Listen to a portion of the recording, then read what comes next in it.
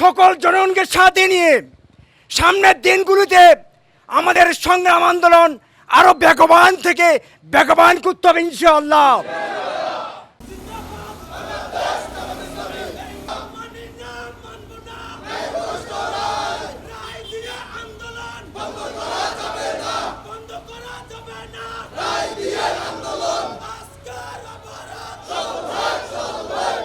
আমির জামাতের মুক্তির দাবিতে, কেয়ারটেকার সরকারের দাবিতে বাংলাদেশ জামাত ইসলামীর আন্দোলন সংগ্রাম অবরোধ হরতাল অব্যাহত থাকবে ইনশাআল্লাহ। জালিম সরকারের পতনের মধ্য দিয়ে বাংলার মানুষের মুক্তির মধ্য দিয়ে আমাদের আন্দোলন শেষ হবে ইনশাআল্লাহ। আমরা সবাইকে উদ্যত আহ্বান জানাই, সকল জনগণকে সাথে নিয়ে সামনের দিনগুলোতে আমাদের সংগ্রাম আন্দোলন আরো বেগবান থেকে বেগবান করতে হবে ইনশাআল্লাহ।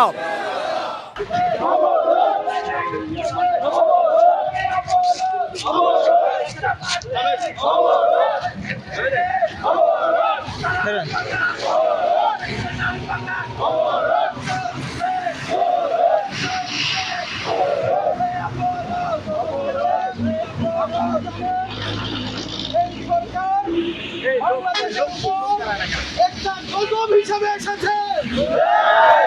আর বাবা, সেই গণতন্ত্র পুনরুদ্ধারের জন্য পাকিস্তানের বিরুদ্ধে 7 কোটি মানুষ নামিয়েছে। আজকে সেই গণতন্ত্র উদ্ধারের জন্য 16 কোটি মানুষ তার বিরুদ্ধে নেমেছে। আমরা তার তীব্র নিন্দা এবং প্রতিবাদ জানাই। অনতিবিলম্বে কেয়ারটেকার সরকার যদি পুনরাবৃত্ত না করা হয়, সারা দেশের জনগণকে সাথে নিয়ে দুর্বার আন্দোলন গড়ে তোলা হবে। বাংলাদেশ কারো পৈতৃক সম্পত্তি নয়। এদেশকে আমরা কারো কাছে ইজারা দেইনি। এদেশের মানুষ স্বাধীন মানুষ, স্বাধীন চেতা মানুষ, তারা স্বাধীনভাবে বেঁচে থাকতে চায়। তোমার পতনের মাধ্যমে বাংলাদেশের প্রান্তে প্রান্তে গণতান্ত্রিক আন্দোলন গড়ে তুলব। তোমার পতনের মাধ্যমে একটি সুষ্ঠু নির্বাচন হবে ইনশাআল্লাহ। এক দফায় এক দাবি, কেয়ারটেকার সরকার এই মুহূর্তে দরকার।